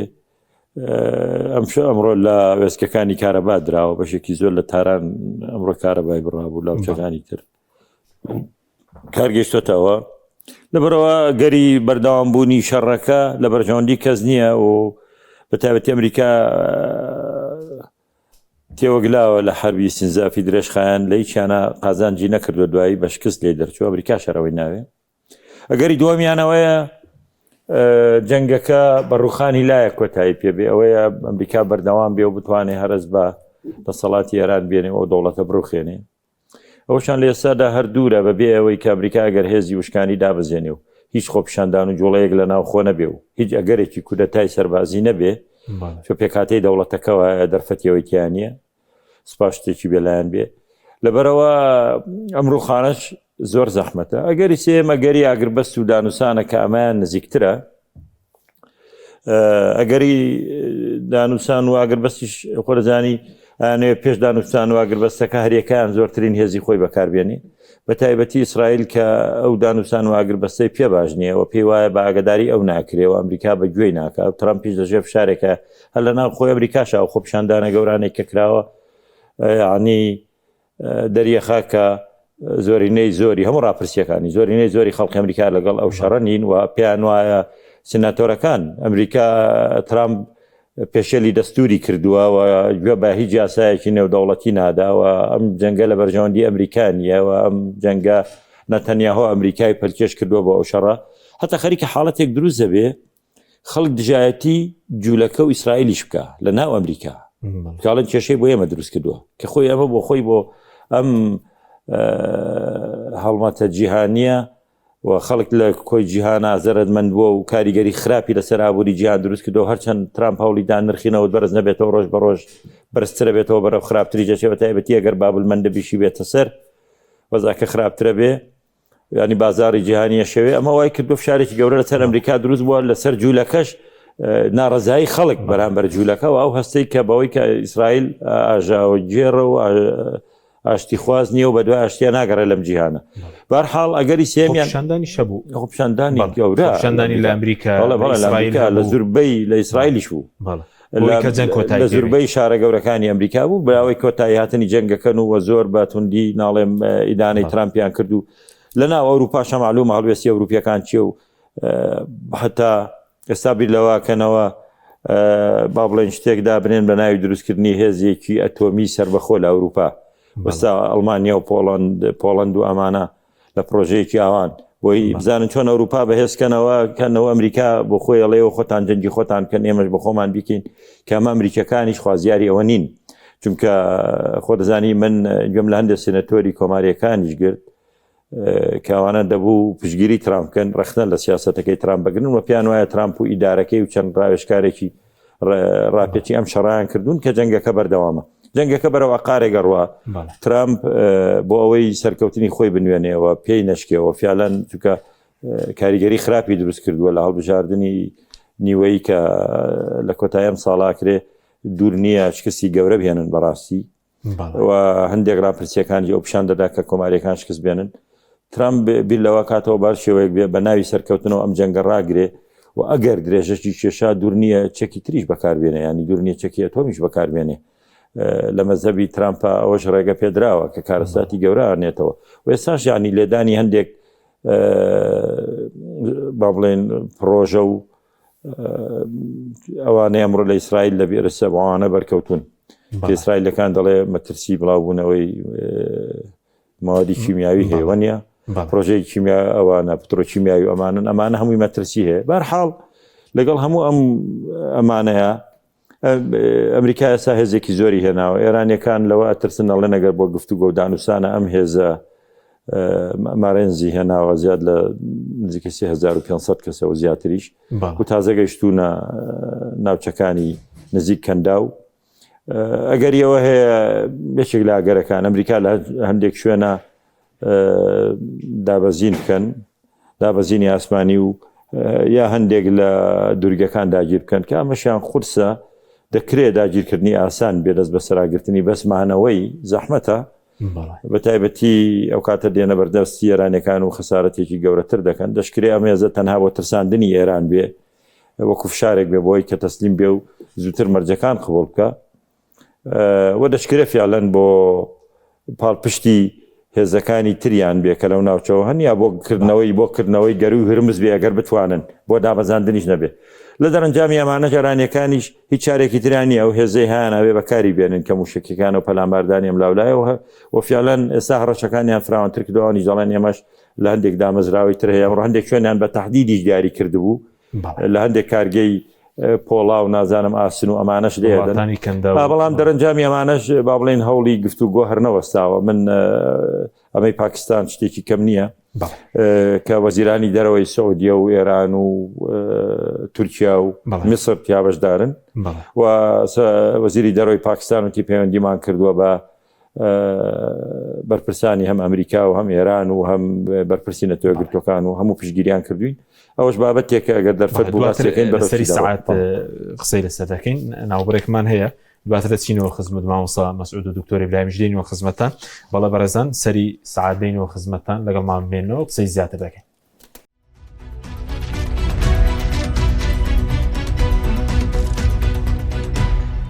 جارێکتر سڵاوتان لەبێت بەڕێزان لە بەرنامەی ئەمڕۆ لە خزمەتتان داین بۆ قسەکردنی زیاتر لەسەر جەنگ و لێکەوتەکانی لەسەر هەرێمی کوردستانی ژارە وەزارەتی خوێندنی باڵا و وەزارەتی پەروەردەش بڕیارەنداوە کە خوێندن بە ئۆنلاین بێت و هەمانشێوە باڵوێزخانەی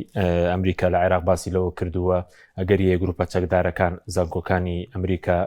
زانکۆی ئەمریکی لە بەغداد لە دهۆک لە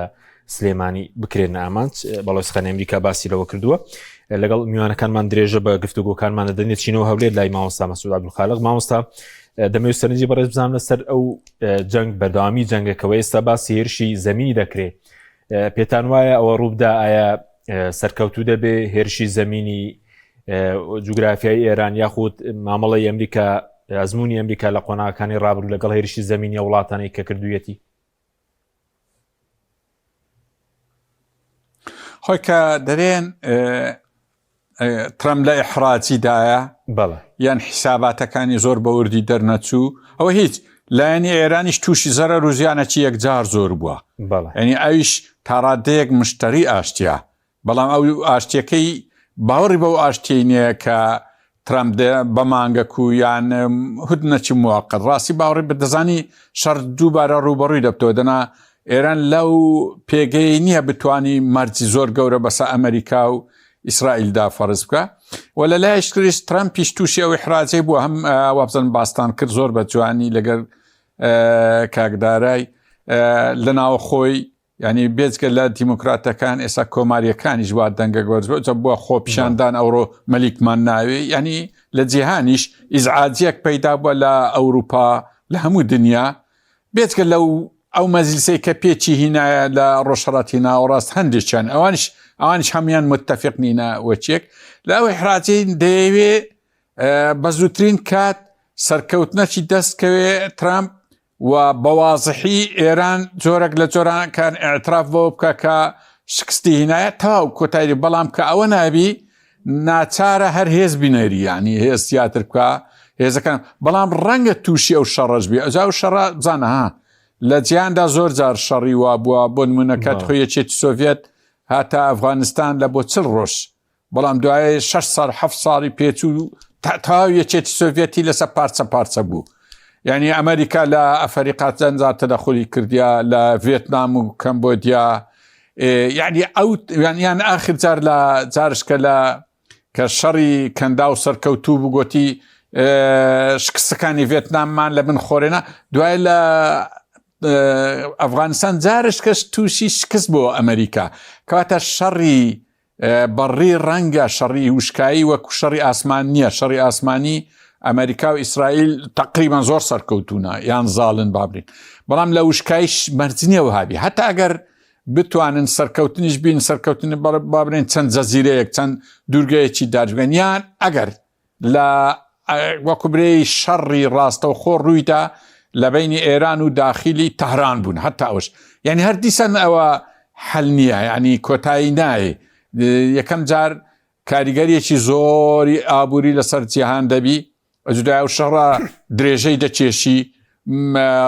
معارەزەی ئێران ڕەنگە داخل نەبن بەو شێوازەی ناچاربی پەنا لە بۆ مجاهدینی خەڵق با کە مجاهدینی خەڵق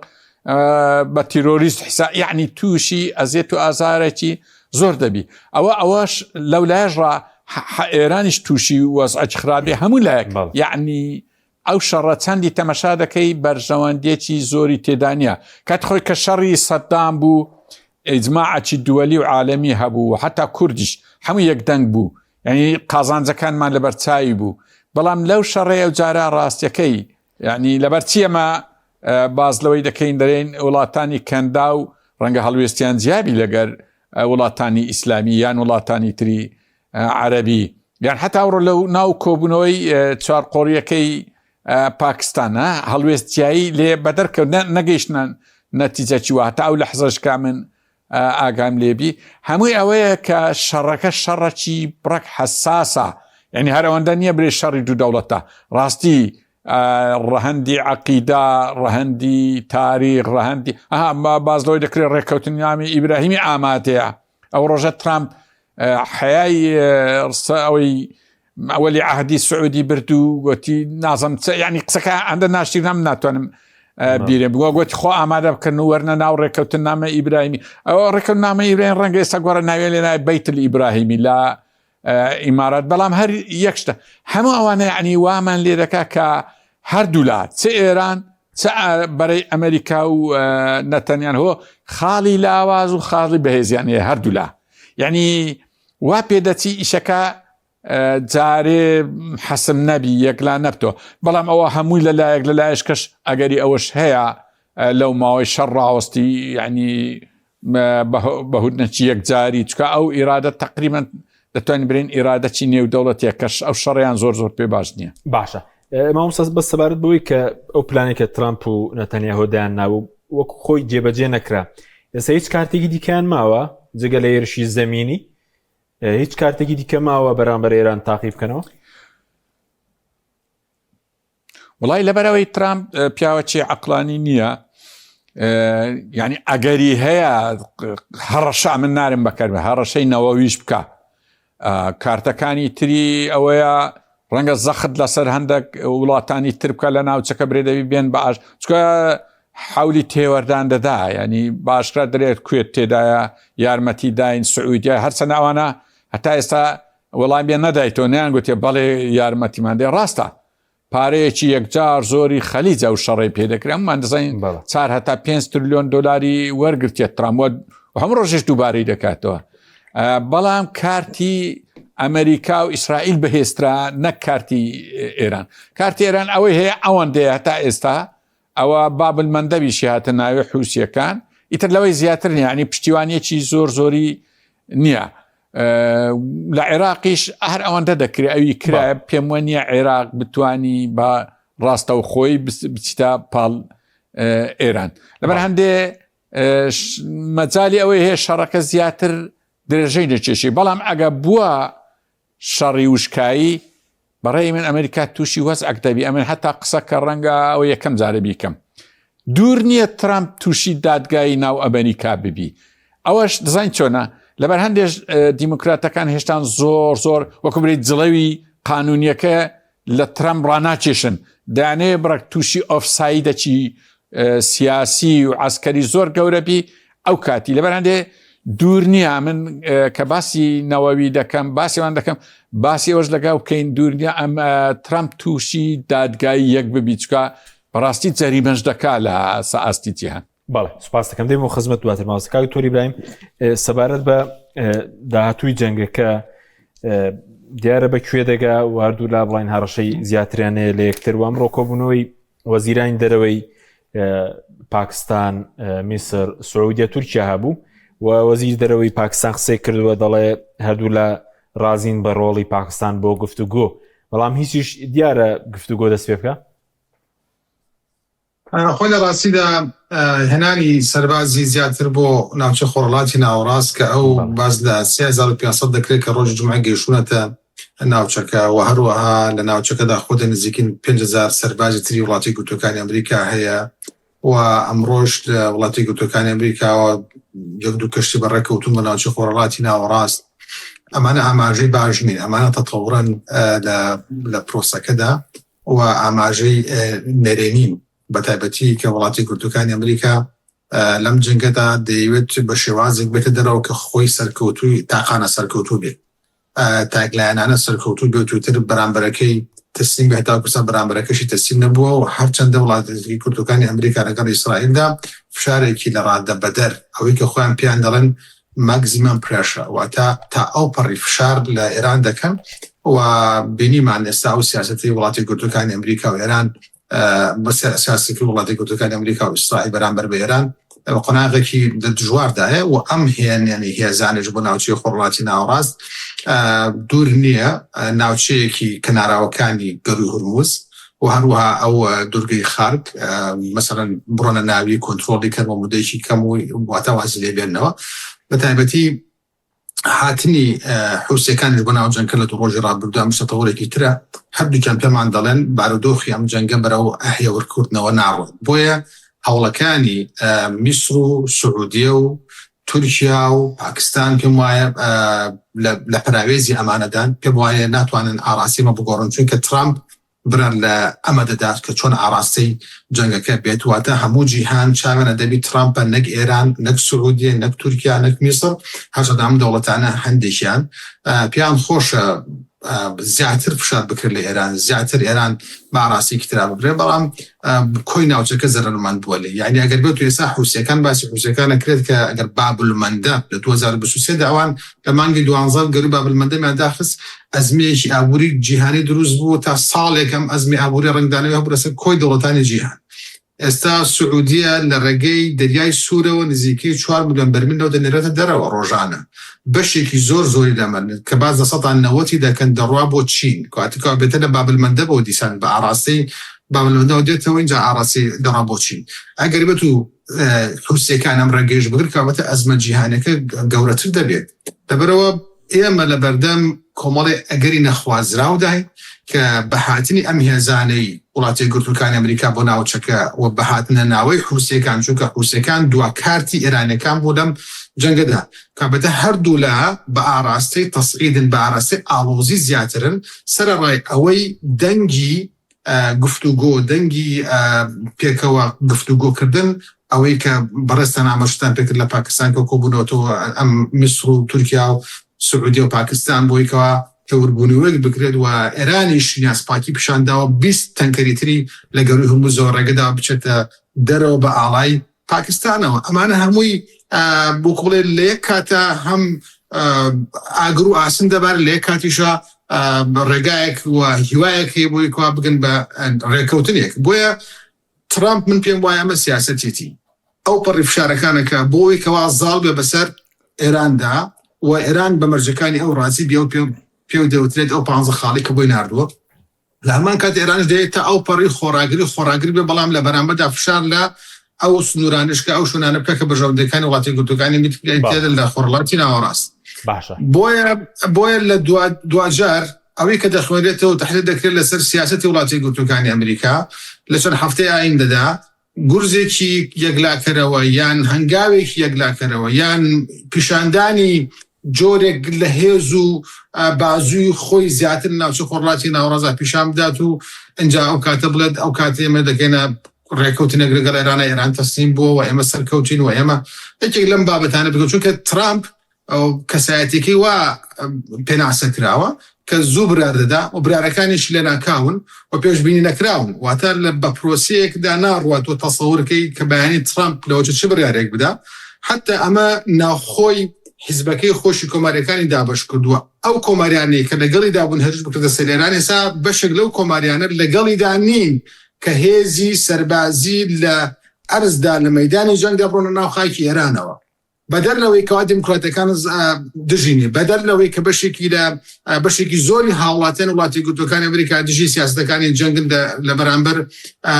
ئێرانی هەر دەوڵەتێکی تر کە ترامپ جێبەجێ دەکات بەدەر لەوەی کە هاوپەیمانەکانی خۆی لە ناو دەوڵەتانی ئەوروپا دژینی بەڵام ترامپ هاتووە دژاتی هەمووی دەکات یعنی بینیمان نەک ئەمانە ئەو دژی برانی دادگای فیدرالی وڵاتێکی خۆشی وەستایەوە کاتێک گوتی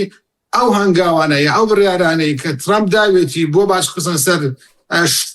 شمەکەکان هاتن و چوونی لە ناوڵاتی گرتوەکانی ئەمریکا بۆ دەرەوەیش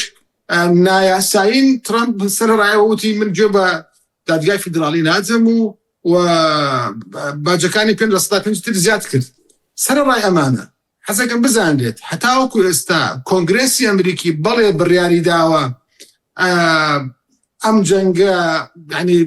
براری نەداوە بۆی کە ئەم جەنگە جەنگێکی یاساییە بە هەمان شێوە هەست براریشی داوە کە ئەم جەنگە نەکرد جەنگێکی یاسایی واتە بە هەردوو بارەکە براری نەدا نەبراری داوەکەوە ترامپ بڕاتە ناو ئەم جەنگەوە نەبراریش داوە ڕێگری لێ بکات واتە ترامپ بۆ خۆی وەکو سەرۆکی ئەرکانی و سوپای وڵاتی گرتوەکانی ئەمریکا برارەکە جێبەجێەکە کۆنگرێسی لەگەڵان نییە هەتاوەکو ئێستا کۆنگرێس نە ئەپروڤی کردووە نە ڕەجەکتی کردووە واتە نا تەصدیقی کردووە نە ڕەفزی کردووە ترامپ لە بەردەم ئەم کێشە یاساییشدایە کە لە ناو وڵاتی گرتوەکانی ئەمریکا وجودی هەیە بۆی هەموو ئەمانە پێمان دەڵێن سەرڕای تەسعید ئاراستەی جەنگەکە بۆ دەچێت کە تونتر بێت لە چەند ڕۆژ ڕابردوو و گفتوگۆکانیش لە هەندێکی نزیک دەکەن سپاسەکەین کاکتۆری برایم کاکتۆر دارە بێمە خزمەت بەڕێزت وەکو داهاتووی جەنگەوە سەبارەت بە ئیسرائیلیش ئێستا بڵێن لە بارودۆخێکی باڵەدەستیدایە بەڵام بەرامبەر ئێران بێ ئەوە حوسیەکانی لێ ڕازبوونەتەوە ئەوە کارتی حیزبوڵایە پێشتر وا پێشبین دەکرا حیزبوڵا دوای حەسەن نەسڕوڵڵا لاواز بێ بەس ئێستا بازرەوە کە سەرکردایەتەکان دابەشکرد بێ بۆ لا مەرکەزیەت ڕوبەڕووبوونەوە هەیە لە باشووری لوبنان ئەو بڵین غەزەی بەتاواتی بۆ یەکلانە بۆتەوە لەبەردەم بۆ پاراستنی ئاسایشی خۆی لەبەردەم قەیرانی گەورەدایە وڵام من لە ڕاستیە ئەمێ لە سەر و بابەتەی کۆبوونەوە چوارقۆلەش هەفسە بکەم ئیسرائیل لە بارودۆخێکی هیچ باشدانیە بەڵام وەستانی جەنگەکە بۆ ئیسرائیل ڕێککەوتنی ئەمریکا و ئێران بە هیچ شوێک لە بەرژەوەندی ئیسرائیل نییە لە بەرژەوەندی ناتەنیاهۆ نییە کام جەنگە بوەستێ چونکە لانیکەم ئەگە استراتیژی ئەمریکا ڕوخانی ڕژەم نەبێ لە ئێرانە استراتیژی ئیسرائیل کۆتایی هێنانە بە ئێران و دواتریش وڵاتانی تر و ناشی شارنەوە ینی بەرپرسانی ئیسرائیلی باس لە تورکیا شەکەن بۆیە استراتیژی ئیسرائیل نەهێشتنی چۆن وڵاتانی عەرەبی هیچ مەترسیێکیان بۆ سەر ئیسرائیل نەماوە ئاواش ئێران هیچ مەترسیێکی نەمێنێ بۆ سەر بەرژەوەندەکانی ئیسرائیل و پاراستنی ئەمنی قەومیە وڵاتە و بە هەمان شێوە دوای ئێرانیش تورکیا ئەمە ئیسرائیل کار لەسەرەوەکە لەبەرەوە ئیسرائیل تا ئەم دەقەیە درێژەدانی شەڕی پێ باشە و هانی ترام بەدا کە شەڕەکە ڕانەگرێ و لۆبی جوولەکە کاریگەری هەیە لەسەر ترامپ و دوور نییە پارەشیان دابێ تۆ ترامپ پیاوێکی بزنسمانە و بەرتیلخۆرە و زۆر ڕوونیشانی ئەمریکەکانی شەزانن و تەنانەت باس لەوە کرێ سعودیە بەرتیلی داوە بە ترامپ بە شخصی خۆی بەدەر لەو پارانەی داوێتی بە ئەمریکا بۆ چەکڕین بۆی کەم شەڕ ئێرانە بکە بۆی ئێران بێهێز و لاوازکە بەڵام لەگەڵ هەموو ئەمانەشە وەکوتمان ڕاست ئیسرائیل ئەو زەرەرجانەی پێیکەوتووە لە 1940ەوە کە دروست بووە زەرە دیوای نەکردووە لەم تایبەتیارەوانەی ئەمڕۆ بەری کەوتووە وانە هەمووی پرۆژەی پیشەسازی گەورن کە ئەمڕۆ لێدراون ئەوەی لەم جەنگە بەری کەوتووە و فعلەن مەترسی گەورەشان لەسەر باشوە خەریکە ناڕزایەکی نێودەوڵەتی لەسەر ئیسرائیل و جوولەکە و کەوانە پێشتر پشتیوانێکی نێودەوڵەتی هەبوو بۆ جوولەکە ئێستا خەریکە پێشاوانە دەبێتەوە مەترسی گەورەیە بەڵام دەتوان ئەوان بپارێزن ئێستا بۆ نمونە ئەو ناتوانێت ئێستا ئاسایشی خۆی لەو ڕوبەرە بچووکێک کە لە خاکی فەڵەستین داگیری کردووە بیپارێزێت توانێت پرۆژەی خۆڕەڵاتی ناوەڕاستی گەورە و داگیرکردنی نازام چەند وڵات ئەوە ئەوانە پرۆژەیەکە شتی خەیاڵین تەڵان هەموو کەس خەوی پێوا بینێ مەسەلەن جوولەکە خەون بەوە بینێ مەملەکەتی داودی بۆ دروست بێتەوە جارێککە لە بینی فرات و نیلەوە و حتمما تورکیا خەون بە دەوڵەتی عوسمانیەوە بینێ جارێککە بۆی دروست بێتەوە و عجیبیش نێ ئێرانیش خەو بە ئیمپراتۆرێتی فارسی ببێنێتەوە ڕۆژگارێک بووە گەشتونە باکووری ئەفریقایان داگیر کردووە لە سەردەمی دارایە دارویشە ئەمانە پۆتینیش خەوە بینێتەوە بەهین بەیەکێتی سۆڤێتی جاران گومانی تیانە و ترامپیش ئێستاوێ کە پێشێلی نەتەوەی گرتوەکان و خۆم جەنگی کردووە بە بڕیارێن تێوەگرتوەکان نییە بە بڕیاری ئەنجومەنی ئاسایش نییە گوێی بە هیچ ڕێکەوتنامەیەکی نێودەوڵەتی نەداوە دەیەوێ بیسەلمێنێ و هەموو ڕۆژەژێڵێ ئەمریکا گەورەترین هێزە و هیچ منافیسێکمان نییە و ئەمریکا هەرچی بێوێ ئەیکا و ئەمریکا وای کرد و بەرحاڵ ئەمە هەمووی خۆسەپاندنە بەڵام ئەمانە مەبەسمەوەی ئەمە قسەیە خەوە خەیاڵە نایەتە دی بەسەبار بە ترامی سەرۆکێکی ئەمریکا بوو ئەوە بڵین گاڵتە بوون منە بە وڵاتانی عەرەبیکە وەکو مامۆستا مەسعود باسی کرد محەممەد بن سەلمان قسەیەکی پێوت لەو ڕۆژانە کە ڕووی ئەوە نییە بۆ بینەرانی بە باسی بکەین ینی بۆ نوسکاتی بە ئەوروپیەکان دەکا بە وڵاتانی کەندا و سەرۆکی وە هەبووە لە مێژووی ینی وڵاتی یەکگرتوەکانی ئەمریکا یان بۆ نمونە بە ڕۆژنامە هەموو پرسیارێکم لێ بکەن خۆی تەلەفۆن بۆ کەناڵەکانی ڕاگەیاندن کاک مەسعود شتێکی باس کرد لە ڕاستی ئەمڕۆ لە خۆپیشاندانەکانی ئەمریکا داوای ئەوانە کرد کە بێت ترامپ دادگایی بکرێ لەبەرەوەی پێشەلی یاساکانی نێودەوڵەتی و یاساکانی ئەمریکا و دەستوریشی کردووە داواکەن دادگایی بکرێت لە ئێستاوە ترامپ ئەوەیە کە هەیە ترامپ ڕۆژانە قسە بە جۆ بایدن ئەڵێ هەردماوەیەک نەخۆشیێوی گرتبوو جۆ بایدن نەخەوێ و جۆ بایدن ئاگای لە هیچ نێو نازانم چیە و لەو بابەتە تا لەوە بیگرە ئەو گاڵتە بە سەرۆکەکانی ئەمریکاکە ئەوە هیچ لە ئەوروپاوە هاتووە و دەوڵەتانی کەندا و خراپتر و ئێستا دەوڵەتانی کەندا و هەندێکیان باشە هەست بەوەکەن ئەم جەنگە لە بەرژەوەندیان نییە درێژە کێشانی و مەترسی زۆر گەورە لەسەریان دروست بووە و بەڕاستیش وەکو هەندێک لە شیکارەوەکان پێمان ئەڵێن شارەزان ئەڵێن جۆرێک خەریکە جۆرێک لە پەیوەندی دروست دەکەنەوە لەگەڵ ئێرانە سەڵتەنەی عومان پەیوەندی هەیە قەتەر ئێستا جۆرێک پەیوەندی دروستکە لانی کەم سەلامەت بێ یان ئەگەر لێدانەکار ببێ بۆ بنکە ئەم سەربازی ئەمریکیەکان بێ شێرخانی ئابووری وڵاتەکەی نەکەوێتە بەردەستیان چووکە وێرانە بێ ئەم کۆبوونەوە چوار قۆڵیش کە کرێ باشە بۆ کۆبوونەوەیکی سەرەتایی کرابوو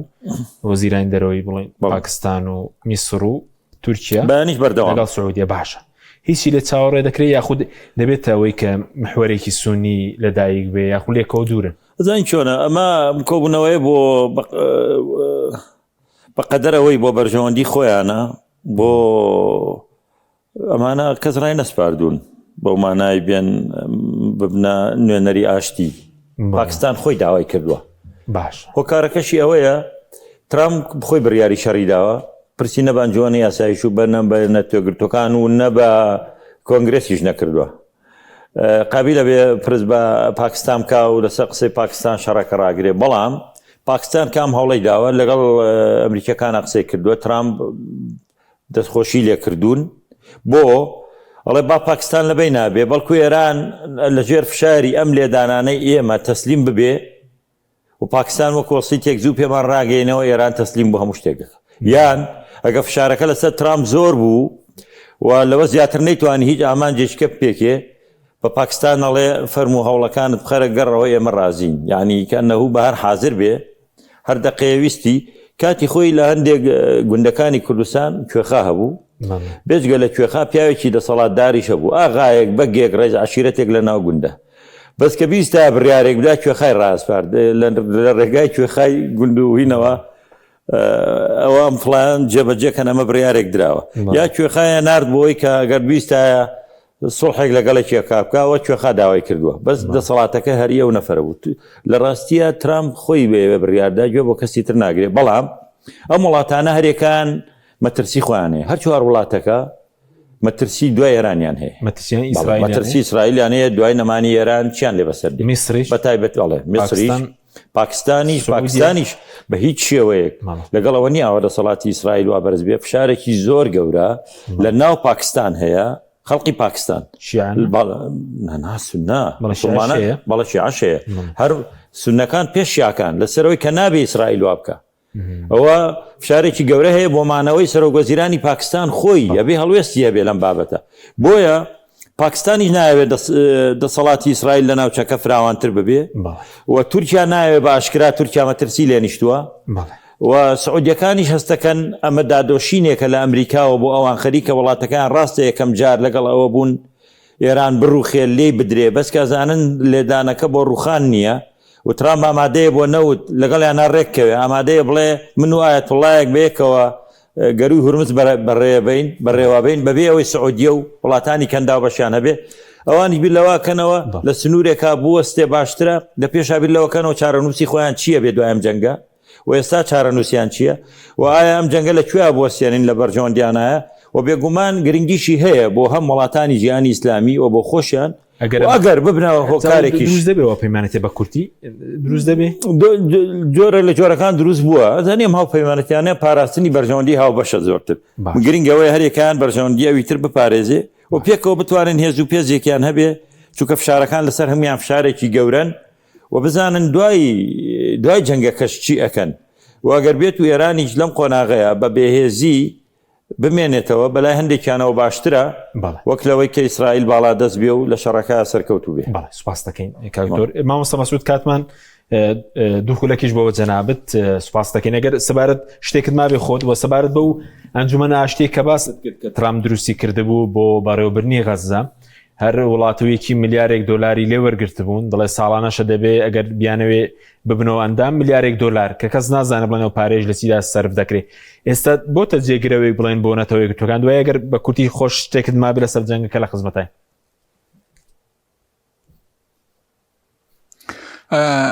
خۆی دەزانی ئەگەر ترامپ ئەو هەڵسوکەوتەی ترامپ دەیکا ئێستا ئەوە ببتە سیستەمی نوێی جیهانی کارساتەکی یەکجار زۆر گەورەیە، یعنی پێدەچی لە تاریخدا نای لێ برێن تریڤیال سیستەم، یعنی زۆر بەڵام خۆشبەختانە ئەو وعدانەی کە بە خەڵکی ئەمریکایدا وەتی وەکوم مۆنڕۆ من دەگەڕێمەوەنەوە ئەمریکا و نیوە بازنەی جیهان ئەمن ئیشی لێ دەکەم و پەیوەندیم بە ڕۆژهەڵاتی ناوەڕ هەر زۆر زوو لێ پیشەمان بۆ هاتووە دەبینی ئەسەر لە چ باردۆخێکدا لەبەر هەندێ پێناچی تەئیدەکی زۆری ئەوەی هەبی کە ئەوەی ترامپ دەیکا ئێستا ئەوە ببتە سیستەمی نوێی جیهانی، چکەگەوە بتە سیستەمی نوێی جیهانی بەڕاستی ئەوەی پێی دەگوترێ کاتخۆی تەقسیمەک هەبوو ئەبنا الشیمال و ئەبنا الجنوب هەبوو، یعنی یان دەوڵەمەندە گەورەکانی جیهان و وڵاتانی هەژار یان وڵاتانی جیهانی هەرچی ناوی لێ دەنێ، ئەوجا لەوێش دەبی پێگەی میلەتانی وەکو ئێمە یعنی وەزعی زۆر ناخۆش دێتە پێش، لەبەر هەندێک زۆربەی ئیشەکانی فاشلێسا هەتا و ئەنجومەنەی ناوتنە زۆر بە گەرمی ئەو ئەنجومەنەی دروست کرد ئێستا پرسوڕایەکی واشی بەو ئەنجومەنەی نەکردی ئەو ئەنجومەنە ناوی ئەنجومەنی ئاشتیە ئەو دەوڵەتانەی کە تۆزە کەسایەتی و پێرسۆنەتیان هەیە لە جیهان زۆر تێرانینە چکە هەست دەکەن ئەوە دەبتە بەدیلی موسساتی دەولی ئەوانە تێدانە کە لە ڕۆژهەڵاتی ناوەڕاست وەکوبرەی پێگەیان زۆر لەرزۆک بوو بەڵام ئێستا پرس و ڕای بەوانیشوە نییە یعنی ئەوەش کەوتە پاش ئەو مۆدیلش کەوتە پاش ڕەنگە ڕوو لە شتێک هەتا شتەکت پێ برێ لەبارەی هورمز گوتی وڵا یان ئەمێن یان ئایەتوڵایەک لە ئێران هورمز بەڕێوە دەبە ئەدی ئەو ئەنجومەنەی پێکتنە ئەدی ئەو وڵاتانی کەندا و یعنی بەڕاستی ئەوەی ترامپ دەیکا لەو پەڕی پراگماتیکیش ڕەت بووە یعنی تقریبان دەتوانین برین تریڤیاڵیە پوچگەراییە یعنی مرتبط نییە بە هیچ نیزامێک زۆر فەوزایە ئیلا دەرەچە لەبەر هەندێ تاییدی کەمە ئینشاڵڵا ئەوی شکارانەی دەیکا هەروەها بە سانایەک لە کۆرمانەوە تایبەتی لە ڕۆژهەڵاتی ناوەڕاست ئەمە تێداینا زۆر ناخۆشە بەرنمەکانی یەکەم جار لێرە تاقی بکاتەوە کە وەک دەبین تاقی دەکاتەوە. بەڵێ سوپاس دەکەین مامۆستا کاک تۆری برایم ئەگەر جەنابی شتێکت ما بێ بە کورتی خوراکێکیش بۆ بەڕێزت لە سەرداهاتووی جەنگەکە و ئەگەر شتێکیش ما بێت لەسەر وڵاتانی کەندا و فەرمو. وڵات سەر وڵاتانی کەندا حەزەکەمەوە بزانێت کە ترامپ دوو استراتیژی هەیە استراتیژێکی سابت و نەگۆڕی هەیە کە بریتێ لە دابینکردنی ئاسایشی ئیسرائیل و ئەو دەوڵەتە بە بەردەوامی ئەم وڵاتی یەکگرتوەکانی ئەمریکا هەموو سەرۆکەکانیمان وتو ئێستاش دوو ڕۆژ بەر لە ئێستا ترامپ خۆی ئاماژەی بۆ کرد کە ئێمە ئاسایشی ئیسرائیلمان دابین کردوتر ئیسرائیل لەژێر هیچ مەترسیەکدا نییە استراتیژێکی گۆڕاویشیە ترامپ کە ئەوەیە کە هەڵوێستی بەرامبەر دەوڵەتانی کەنداوە لە ئێستادا وڵاتی یەکگرتوەکانی ئەمریکا هەڵوێستی لەگەڵ وڵاتانی کەنداوە بە ئاراستەیەکی ئیجابیە چونکە دەوڵەتانی ئەوروپا لەگەڵی نین بۆ شەڕەکە هیچ دەوڵەتێکی تر لەگەڵی نین بۆ شەڕەکە لەگەڵن هاوپەیمانێکی باشە بەڵام ئەگەر سبێنێ هاتوو لەگەڵ ئێران ڕێککەوت لەگەڵ ئێران گەشت بە نەتیجەیەک ئەو کاتە ئەم دەوڵەتانی کەنداوە هیچ ئەهەمیەتێک و گرنگیەکیان استراتیژی وڵاتی یەکگرتوەکانی ئەمریکا نامێنێ وەکو ئێستا هەیەتی بۆیە دەوڵەتانی کەنداو لە بەردەم گۆڕانکاریەکی استراتیژی گەوری وڵاتی یەکگرتوەکانی ئەمریکانەدا دوو کە بە زیان بەسران دەشکێتەوە. بەڵێ سوپاسان دەکەین بەڕێز دکتۆر ئیبراهیم محەممەد لە لەندەنەوە هەروە مامۆستا مەسعود عەبدولخالق لە هەولێرەوە کە لەگەڵ مامبووی هەروە دکتۆر دارا محەممەد ئەمین سوپاس بۆ ڕێستیان کە لە ستۆدیۆ لەگەڵ مامبووی سوپاس بۆ بینەرانی بەڕێز سوپاس بۆ هاوکارانم خواتان لەگەڵ.